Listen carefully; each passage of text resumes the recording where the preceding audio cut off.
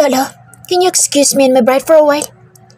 Magalang na sabi ni Mr. Mondejo bago siya lumingon sa akin sabay tanggal ng kamay ko sa braso niya. You said you wanted to go to the restroom, right? Let's go. Well, the program hasn't started yet. Dagdag nito sabay hila sa akin dahilan para halos masubsob ako.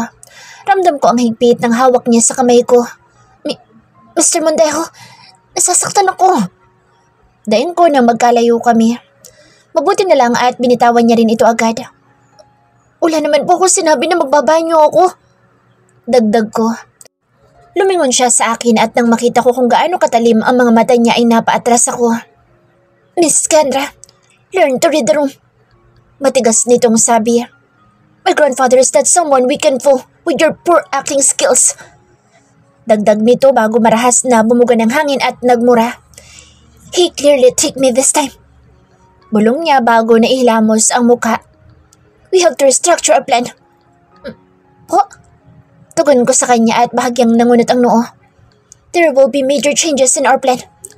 Sagot nito. My grandfather successfully tricked me. Nandito na siya sa Pilipinas bago pa man niya sabihin sa akin na uuwi siya. And he surely had his eyes on me, on us, before he even attended the wedding ceremony. Paliwanag nito bago muling nagmura at nasipa ang lupa. We have to continue our act till we convince him. Kumunot ang noo ko dahil wala akong kahit na anong maintindihan sa mga sinasabi niya. Sir, wala pa akong naiintindihan. Hindi ko rin po alam ang planong sinasabi niyo. Sagot ko sa kanya at bahagyang umatras nang mas tumalim pa ang tingin niya sa akin. Right, you're not that girl. Sabi nito at marahan tumango-tango. Umalpak nga pala mga buwis na yun. Dagdag nito at napangisi na lang sabay iling. Pagsasalita na sana ako para sana tanungin siya kung ano ang planong sinasabi niya na bigla siyang sumigaw na malakas. Sabay sipa ng pader malapit sa kanya kaya napapitlag ako sa gulat. Hindi ako makagalaw sa kinatatayuan ko dahil dama ko ang paggapang ng takot sa buong sistema ko. This man in front of me is insanely dangerous. Hindi na nakapagtataka kung bakit ganoon na lang ang takot ng mga makeup artist sa kanya kanina. Pati na rin ang babaeng tingin ko'y empleyada niya. Okay, so here's what we gonna do. I'm gonna simplify it para maintindihan mo agad. Sabi nito sabay tingin sa akin. Diretso ang tingin ng asul niyang mga mata sa akin. Let's act as real couples. Make it as genuine as possible. I'm sure may karanasan ka na sa pag-ibig kaya hindi ka na mahirapan pang... Wala. Putol ko sa sinasabi niya at agad na nag-iwas ng tingin dahil ramdam ko ang pag-akyat ng dugo sa magkabilang pisngi ko. Hindi pa po ako nagkaka-boyfriend. Paglilinaw ko sa kanya at yumuko na lang. What? Halos mapatalon ako sa reaksyon niya. You're kidding me, right? Umiling ako sa kanya at mas ibinaba pa ang tingin ko dahil ayoko makita ang reaksyon niya. Nagsasabi po ako ng totoo, sir. Sa totoo lang, yung kiss kanina. Nag-angat ako ng tingin para tingnan ang mukha niya. First time ko po yun. Reaksyon nito, hindi makapaniwalang tumitig siya sa akin sabay iling. Damn it! This is bullshit! Napaatras ako nang muli na naman niyang pinagsisipa ang pader sa tabi niya. Pulang-pula na ang mukha niya at kulang na lang ay sumabog siya sa inis. Palpak! Lahat kayo palpak! Sir, uurong na lang po ako. Hindi ko po alam kung kaya kong gawin ang gusto niyo. Nauutal kong sabi dahil sa takot na nararamdaman ko. Halos mabingi ako sa lakas ng kabog ng dibdib ko. Humanap na lang po kayo ng iba. Nanigas ako sa kinatatayuan ko nang mapatingin siya sa akin. Nagngangalit ang mga mata niya. Kitang-kita ko ang pag-igting ng panga niya. Are you being serious right now? Pinaningkitan ako nito ng mga mata. Anong tingin mo sa ginagawa natin ngayon? Taping? Napayuko ako sa sinabi niya dahil tama naman siya. Bakit ko pa kasi sinabi iyon? Mas nagalit tuloy siya. Sorry po, sir. I don't need your apology. Mas kailangan ko ang cooperation mo. Mabilis nitong sagot bago lumapit sa akin. Marahan niyang inabot ang baba ko at iniangat ang mukha ko para magkasalubong ang mga titig namin. Are you okay? Tanong nito sa malambing na tono. Sagot ko at hindi napigilan ang paglundag ng puso ko nang makita ko kung gaano kalapit ang gwapo niyang mukha sa akin. Hindi ko natuloy ang sinabi ko na bigla niya akong yakapin ng mahigpit. Dahilan para magtaka ko ng lubos. Kanina lang ay daig niya pa ang nag-aalborotong bulkan. Someone is watching us. Bulong nito sa akin bago niya ibinaon ang mukha ko sa kanyang matikas na dibdib. Probably one of my lawless men. Act like you're not aware of them and just act in love. Dagdag nito bago niya ako marahang itinulak palayo pagkatapos ay ikinulong niya ang maliit kong muka sa pagitan ng malaki niyang mga kamay. Are you okay? Pilit akong ngumiti sa kanya. Yes. Ngumiti siya sa akin ng matamis at tumango. Great. Shall we head back? I'm sure they're waiting for us. Okay. Sagot ko. Tumitig siya sa akin bago inilapit ang labi niya sa noo ko. Again, cooperate with me, Miss Kendra. Dahil sa oras na pumalpak ang plano ko, I will drag you kung saang impyerno man ako babagsak. Pabulong niyang pagbabanta bago inilapat ang malambot niyang mga labi sa aking noo. Nang lumayo ang labi niya sa akin ay tiningnan niya ako at muling initian ng matamis. Inilahad niya ang kamay niya sa akin. Let's go.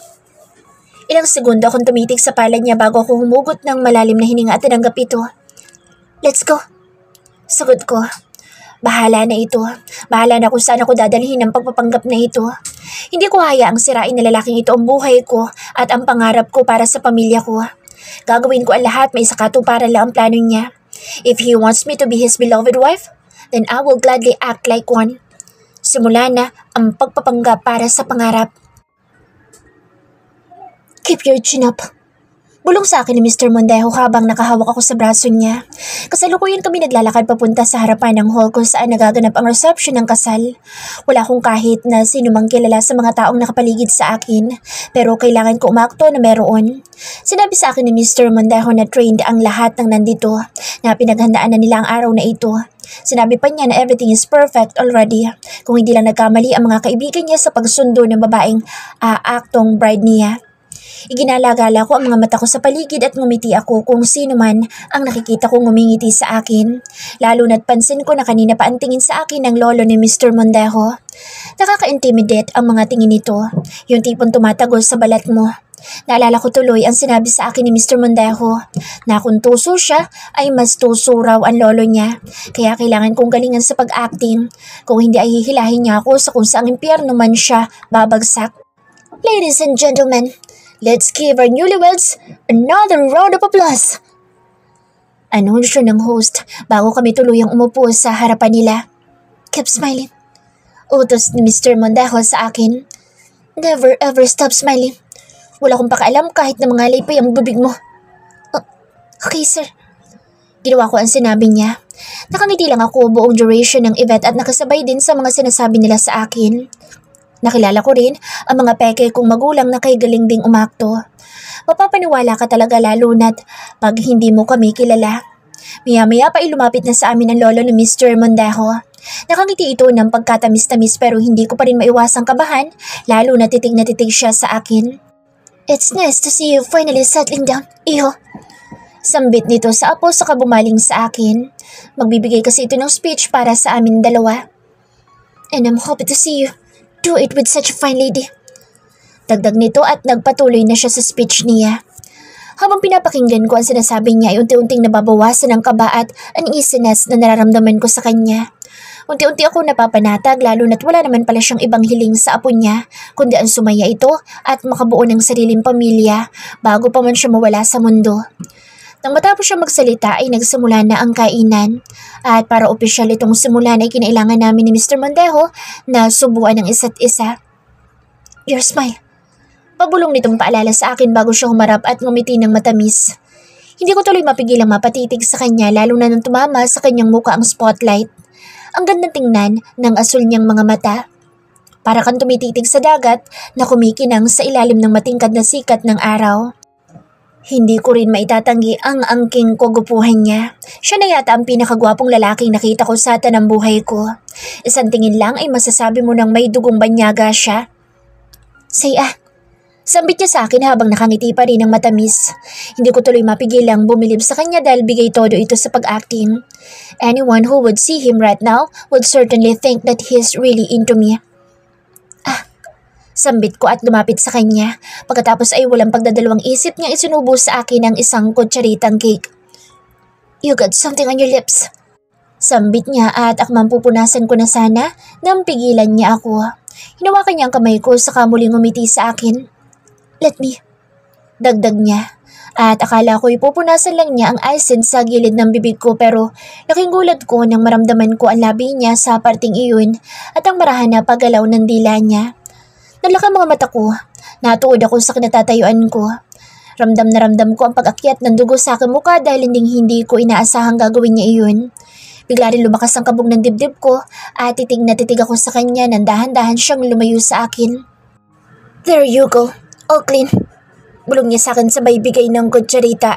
Hindi ako makakilos. Mas nakabimingi pa ang kabog ng dibdib ko kaysa sa hiyawan at palakpakan sa paligid. Hindi ko maitatanggi na naapektuhan ako sa ginawa niya.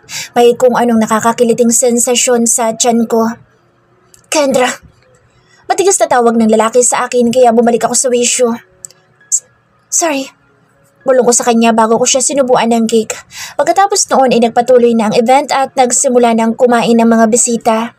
Pero kahit na lumipas ng oras ay tila nandoon pa rin ako sa parte kung saan inalis ni Mr. Mondejo ang aisin sa gilid ng bibig ko gamit ang bibig niya. Bawat sandaling naiisip ko iyon ay kumakabog ng husto ang dibdib ko. Now, as part of traditional Filipino wedding, may we request the couple to be at the center. Anunsyo ng host. And to our dear guest, you can start pinning money on their clothes as they start dancing. Dagdag nito. Let's do this. Sambit ni Mr. Mondejo sa akin bago niya hinawakan ng kamay ko at dinala ako sa gitna ng venue. Pagkatapos ay ginabayan niya ang magkabilang kamay ko sa kanyang mga braso habang ang mga kamay naman niya ay pumadaos-dos sa aking bewang. Just follow my lead. Sambit dito sa akin habang titig na titig sa mga mata ko. Just to feel the moment. Think of this as your real wedding and think of this your real husband. Dagdag nito kasabay ng pagkabuhay ng malamyos at matamis na tugtog sa paligid. Tumango lang ako sa kanya bago ipinikit ang mga mata ko at huminga ng malalim para ikondisyon ang puso ko at isip ko. Sa pagmulat ko ay sinalubong ko ang kanyang tingin at matamis siyang initian. Pilit kong itinatak sa isipan ko na hindi na ako si Kendra Sandoval. Ako na si Kendra Mondejo, the bride of the handsome billionaire Ivan Mondejo. Nakahinga na ako ng maluwag nang tuluyang magsiuwian ng mga bisita. Tapos na ang selebrasyon sa peking kasal namin ni Mr. Mondejo. Napaupo na lang ako sa upuan at kulang na lang ay maglupasay ako sa sahig dahil sa labis-labis na pagod na nararamdaman ko. Siguro ay ito ng epekto ng pagkabigla ng katawan ko sa lahat ng nangyari. Sa stress, sa pagod, sa gulat, lahat-lahat na. Hindi ko nga inaakalang makakaya kong gawin ang lahat ng iyon kanina. Isinuko ko pa maging ang first kiss ko. Iba talaga ang nagagawa ng takot sa isang tao. Well, mas pipiliin ko pa isakripisyo ang halik ko kaysa sa mismong magiging kinabukasan ko at ng pamilya ko. You did well. Sambit ni Mr. Mondejo sa akin na nasa tabi ko lang. Give me your bank details later and I will wire the partial payment. Dagdag niya bago sumandal sa upuan. Pero huwag mo na muna isipin iyon ngayon. We still have to find a way to escape my lolo. Napatango ako sabay tingin sa mesa kung nasaan ang lolo ni Mr. Mondejo. Kasalukuyan itong kausap ang mga nagpapanggap kong mga magulang. Hinihintay na lang namin na matapos sila sa kung ano man ang pinag-uusapan nila. Hindi na rin namin kailangan pang mabahala dahil sabi ni Mr. Mondejo ay trained actors and actress ang mga iyon. Have you thought of an excuse already? Tanong nito sa akin. Ang tinutukoy niya ay kung ano sasabihin ko sa mga magulang ko dahil kakailanganin ko manatili sa pamamahay niya ng ilang araw. Hanggang sa makabalik ng Europe ang lolo niya at makuha niya ang mana dito.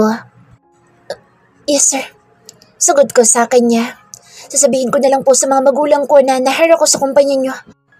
At ang rason kaya hindi ako nakauwi agad ay dahil urgent ang hiring niyo at kailangan na magsimula agad.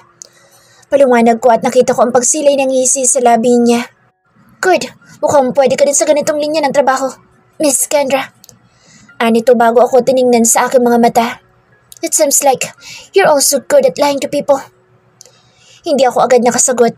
Gusto ko sana sabihin sa kanya na hindi ako katulad niya pero sa ginagawa ko ngayon ay wala na kaming pinagkaiba. Sa totoo lang ay nagigilty ako sa ginagawa namin pero kaya kong tiisin iyon. Masuguro ko lang na mabibigyan ko ng magandang kinabukasan ng pamilya ko, lalo na mga magulang ko na halos buong buhay nang nakalubog sa kahirapan. If flying would take me closer to my dreams, sir, then pipiliin kong mabuhay sa kasinungalingan. Sagot ko na lang sa kanya bago ko naikuyom ang kamay ko. Hindi ko mapigilan ang pagbigat ng nararamdaman ko. Naninikip ang dibdib ko sa naging kapalaran ko sa Maynila. Hindi ganitong trabaho ang gusto ko pero ito ang ibinigay sa akin. No, hindi ito ibinigay. Parasahan itong ibinagsak sa akin. Pero dahil nandito na ito ay wala na ako magagawa pa kundi ang tanggapin ito. Ang mahalaga sa akin ngayon ay may maihain ako sa mesa at may maipadala akong pera sa pamilya ko. Yun naman ang pinakarason kung bakit ako lumuwas. Oo, yun na lang ang iisipin ko at nang hindi na masyadong bumigat ang loob ko. Ilang araw lang naman eh. Ilang araw na pagtitiis lang. Sa oras na bumalik na ang lolo ni Mr. Mondejo sa Europe at makuha na niya ang mana mula rito, ay babalik na ulit sa dati ang lahat. Iho, mauna na kayo sa bahay. I won't be coming home tonight. Nakangising sabi ng lolo ni Mr. Mondejo sa amin bago siya bumaling sa akin. I will be staying in my hotel. Enjoy the night. Makahulugan nitong sabi bago kumindat sa akin. Ramdam ko ang pag-iinit ng pisngi ko nang maintindihan ko ang ibig niya sabihin. May kung anong bumara sa lalamunan ko bago ako napatingin kay Mr. Mondejo na walang emosyong nakatingin sa kanyang lolo. Ilan na lang kaming natitira sa venue. Nagpaalam na ang mga magulang ko kanina na uuwi na ang mga ito pero ang totoo'y itinaboy na sila ni Mr. Mondejo bago pa man sila pumalpak. Lalo na't sadyang matanong ang lolo niya. Yes, you should do that, Lo. Sagot niya bago ako inakbayan sabay ngisi dito. You know, tonight will be our first night as Mr. and Mrs. Mondejo. Yes, I know that, Iho. Sagot nito sabay tapik sa balikat niya. Give me twins, okay? Mas lalo nag-init ang mukha ko sa pinag-uusapan nila. Hindi ko lubos sa kalaing, kaya nilang pag-usapan ng ganun-ganun lang ang ganoong bagay. That depends, Lo. We might even give you triplets if we're in the mood. Natawa ang matanda sa sagot ng lalaki. Hindi ko na napigilan ang sarili ko at marahan ko siyang siniko. Ivan, ano ba? Nakangusong saway ko sa kanya. Sobrang lakas pa ng kabog ng dibdib ko dahil tinawag ko siya sa pangalan niya. Pero kailangan kong gawin iyon para mas kapanipaniwala ang pagpapanggap namin. Nakakahiya sa lolo mo. That's okay, Iha. That's to be expected. Nakangiting sagot ng matanda. Ano pa bang gagawin ng mag-asawa sa unang gabi nila, diba? Hindi ko nga maintindihan kung bakit hindi kayo nag-set ng honeymoon nyo. Hilaw ako napangiti at peking tumawa. Busy po kasi si Ivan. And it would be impractical kung aalis na lang kami basta-basta when he still have tons of works to do. Sagot ko sa kanya. But he did promise to fly me to Bali for our honeymoon as soon as he finishes workload. Dagdag ko pa bago pa simpleng nilingon si Mr. Mondejo dahil hindi niya ako sinabihan na sabihin iyon. Yes, that makes sense. O siya, mauna na kayo umuwi. I'll go home after you. Sambit nito at naramdaman ko na lang ang paninigas ng braso ni Mr. Mondejo. Nang tingnan ko siyang muli ay nakita ko ang saglit na pag-igting ng panga niya. Wala din kasi sa plano ang isama niya akong pabalik sa bahay niya. Okay, Lolo. Alis na kami at late na din. Mabilis na sagot nito. My wife's probably tired right now. Malambing nitong sabi bago siya tumingin sa akin at matamis na ngumiti. Pero alam kong sa likod ng ngiting iyon ay ang pinupuyos niyang inis at galit dahil mukhang hindi umaayon sa plano niya ang mga nangyayari. Kung okay lang po sa inyo, Lolo, mauna na po kami. Sambit ko. Ang napag-usapan kasi namin ay mananatili muna ako sa isang hotel at doon na magpapalipas ng gabi.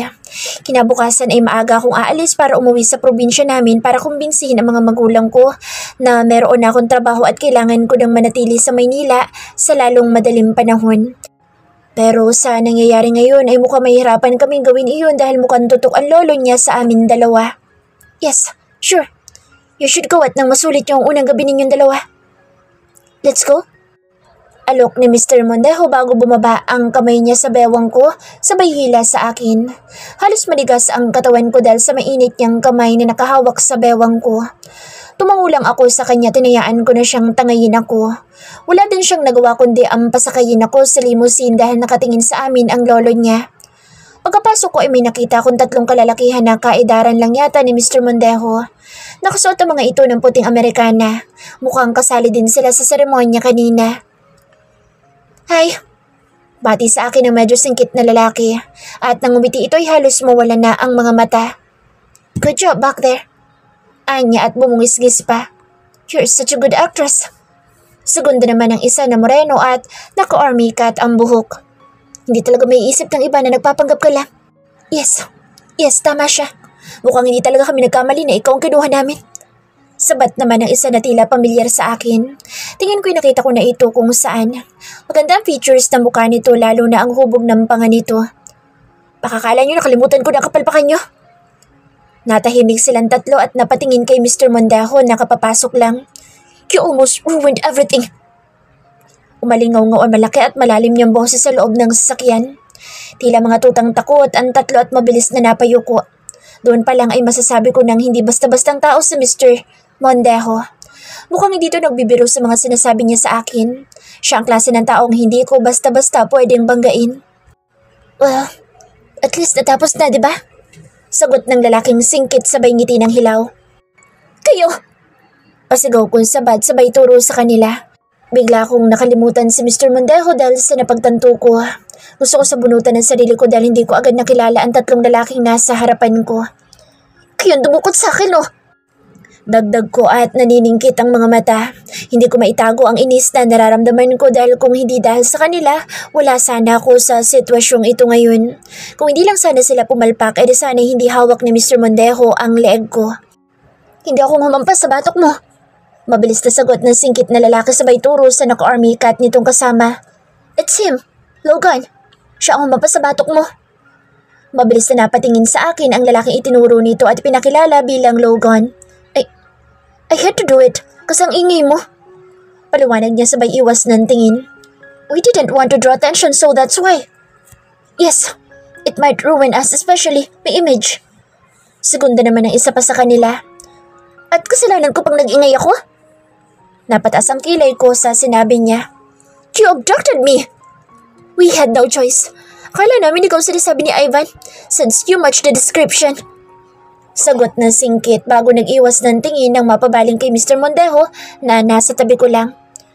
Hindi man lang ba kayo magsasorry sa akin? Tanong ko at hindi napigilan ang paggulo ng dugo ko. Naikuyom ko ang magkabila kong kamay bago sila pinaningkitan ng mga mata. Dinamay niyo ako sa gulo niyo. Hindi ako makapaniwalang mas inuna pa nilang depensahan ang sarili nila kaysa ang humingi ng dispensa. Well, hindi natapos ni Logan ang sasabihin niya nang biglang sumabat si Mr. Mondejo. Why would they apologize to you when their mistake gave you an opportunity to reach your dreams faster than you planned? Sambit nito habang walang emosyong nakatingin sa akin. Their mistake brought you closer to your goals, Miss Kendra. Dapat nga ikaw pa magpasalamat sa kanila. Napaawang ang bibig ko sa sinabi niya.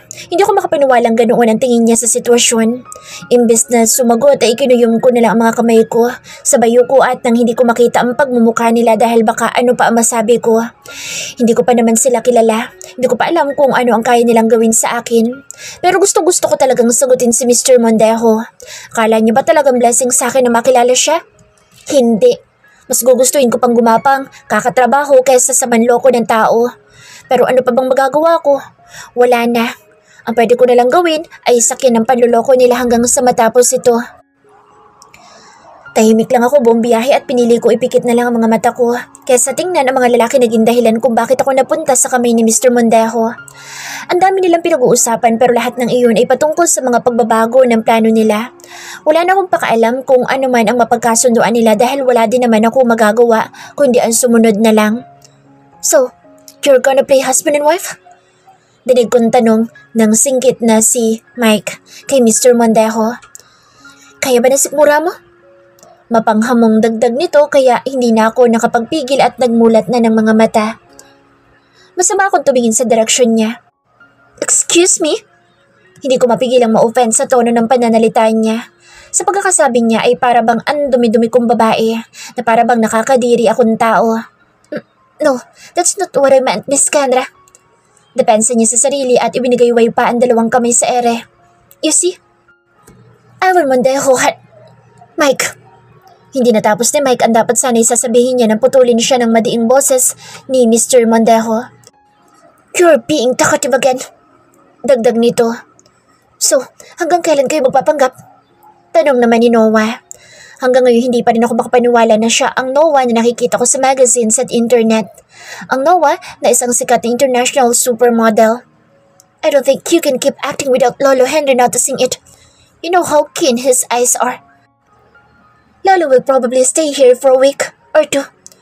Sagot naman ni Mr. Mondejo. During those times, I'll find some ways to avoid him. Anya sabay tingin sa akin.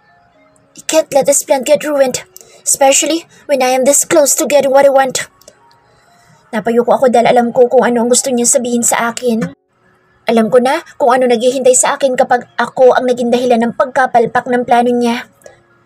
Kung hindi lang sana kayo pumalpak, we won't have troubles planning our next step right now. Muling sabi niya, sabay marahang na iling. We had to go back to square one because of your stupid mistake. Napabunga na lang siya ng hangin sabay tingin sa akin. We'll have a talk later. Okay po. Sagot ko na lang at ibinaling ang atensyon sa labas para tingnan ang city lights at ang dinadaanan namin. Hindi ko tuloy mapigilang maisip ang pamilya ko. Hindi pa ako nakakapag-update sa kanila simula kaninang umaga. Panigurado ako nag-aalala na sila sa akin. Huminga ako ng malalim bago humarap kay Mr. Mondejo. Sir, pwede ko po bang kunin ang cellphone ko? Kayo po ang huling may hawak noon. Magalang kong saad sa kanya at agad na yumuko bago pa man niya salubungin ang mga mata ko. Phone? Tanong nito. Oh, you mean the trash? I love it and hindi yun basura. Mabilis kong sambit sa kanya. Hindi ko napigilang maikuyom ang kamay ko dahil naiinsulto ko sa sinabi niya. Para sa akin di yun basura. Ulit ko bago siya tiningnan sa kanyang mga mata. That was a gift from my parents. Dugot pawis ang inalay nila, mabili lang yun kaya hindi ko matatanggap ang pagtawag mo roon ng basura. Hindi ko na napigilan ang pagtaas ng boses ko. Kanina ko pa kinikimkim ang galit ko dahil natatakot ako sa kanya pero iba na ngayon. Hindi ko siya hayaang insultuhin ang bunga ng dugot pawis ng mga magulang ko. Nagkaroon ng saglit na katahimikan sa pagitan namin dalawa. Ramdam ko ang tingin ng tatlo niyang kaibigan. But it looked like a trash. Giit ni Mr. Mondejo. You even use a rubber band just to put them together. Dagdag pa nito kaya hindi ko na napigilan pa ang pagkainis. Dahil wala akong pagpipilian. Huminga ako ng malalim para pakalmahin ang sarili ko. Someone who lives in luxury can never understand me. Dagdag ko habang nakatingin ang mga mata sa kanya. Tuluyan ang nawala ang takot ang nararamdaman ko sa kanya.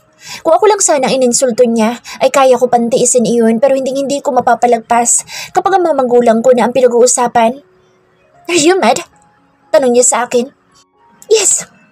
Mabilis kong sagot. Never insult me again, Mr. Mondejo. Kahit yun na lang ang gawin mo para sa akin. Dagdag ko pa bago tiningnan ang tatlo niyang kaibigan. Pati kayo. You didn't even apologize for what you did to me. The least you can do is to respect me as a person. Matapos kong sabihin ang lahat ng iyon ay walang sumubok na magsalita pero kahit na ganoon ay pansin ko pa rin ang mga tinginan nila. Marahil ay nagsasanyasan sila pero wala na akong pakialam. Minabuti ko na lang na ibaling ang atensyon ko sa labas at pakalmahin ang sarili ko. Matapos ang ilang minuto ay unti-unti nang tumigil ang sasakyan. Nang tumingin ako sa labas ay nakita ko ang isang napakalaking gate na unti-unti bumubukas. Doon ko rin nakita ang itsura ng bahay ni Mr. Mondejo. Iyon na yata ang pinakamalaki at pinakamagandang bahay na nakita ko sa tanang buhay ko. Sa sobrang laki ay tingin ko ay maliligaw ako kapag sinubukan kong suyurin ang kabuuan nito. Can we sleep over your house? Tanong sa kanya ni Mike. Wala ba kayong bahay? Pabalang na sagot ni Mr. Mondejo bago binuksan ang pinto. Angel, send them home. Utos niya sa driver niya bago siya tuluyang bumaba. Agad na rin ako sumunod sa kanya dahil wala na rin naman akong ibang gagawin. Pagkababa ko ay agad niyang isinara ang pinto ng sasakyan. Kasabay na pag-uutos niya sa driver na umalis na. Pagkatapos ay muli siya naglakad at sumunod lang din ako. Hindi ko mapigilang malula sa laki at lawak ng buong bahay ni Mr. Mondejo. Kung dati ay nakakakita lang ako ng may ilaw na fountain sa plaza, ngayon ay nasa gitna mismo ng bakuran niya at pinapalibutan ng mga bulaklak. Agaw pansin ang hubad na statwa ng babae na may dalang jar kung saan umaagos ang tubig. You can use the room earlier. Sambit niya nang huminto kami sa tapat ng malaking pintuan niya. Do you know where it is? Tanong niya sabay lingon sa akin. Bahagyang nakakunot ang noon niya habang pinagmamasdan ako. Are you listening? Yes, sir. Sagot ko sa kanya bago yumuko para maiwasan ang nakakatakot niyang tingin. Okay, follow me. Strikto niyang sambit bago tuluyang pumasok sa loob ng bahay. Sumunod ako sa kanya at muling nalula kung gaano kataas ang kisame. May dalawang malaking hagdan din na napatungan ng red carpet. At sa gitna ng dalawang hagdan ay nandoon nakasabit ang malaking chandelier na puno ng crystals at iba pang bato. Mas naging elegante din itong tingnan dahil sa gininto ang liwanag nito. I said, follow me! Napapitlag ako nang bigla siyang magtaas ng boses. Nang tingnan ko kung nasaan siya ay nasa gitna na siya ng hagdan at halos magtagpo na ang makakapal nitong kilay. Habang nakatingin sa akin, mabilis ako sumunod sa kanya at namura ko na lang ang sarili ko sa aking isipan dahil paniguradong iniisip na niya ngayon na ignorante ako na siyang totoo naman. Your room is at the end of this hallway. Sambit niya na makaakyat kami sa second floor ng bahay niya. Again, at the end. You can also check your phone there. As I can remember, I put it on the bedside table. Dagdag niya bago tinuro ang kabilang hallway. And my room is in that hallway. The first room. Okay po, sir. Sambit ko at akmang aalis na sana nang may maalala ko. Sir, hindi ko napigilang mautal dahil naiisip ko na baka mainis na siya sa akin dahil sa dami ko sinasabi. What? Walang emosyon niyang tugon. Ramdam ko ang lamig ng salitang binitawan niya. Wala po akong damit. Pagtatapat ko at hindi napigilang yumuko. Narinig ko mahinang mura niya bago siya marahan tumango. Bakit ngayon mo lang sinabi yan? Anya habang halos mag-isang linya na ang kanyang mga kilay. You could have told me earlier. Gusto ko siyang singhalan. Paano ko masasabi sa kanya ang bagay na iyon ako nga mismo ay hindi agad napagtanto na wala akong damit Ang bilis kasi ng mga pangyayari. Parang wala akong panahon na mag-react. At baka nakakalimutan din niyang dinukot ako ng mga kaibigan niya. Hindi rin ba niya naisip iyon? Lalo na't tiningnan naman din nila ang mga gamit ko. Napatingin ako sa kanya nang bumuntong hininga siya. Napakalalim ng paghinga niyang yun na para bang nagpipigil siya ng emosyon. Wear your clothes earlier. Then meet me down the living room. Sambit niya bago tumalikod. I'll be there in a minute. Magbibihis lang ako. Saan po pala tayo, sir? Lumangon siya sa akin na halos malukot ang muka.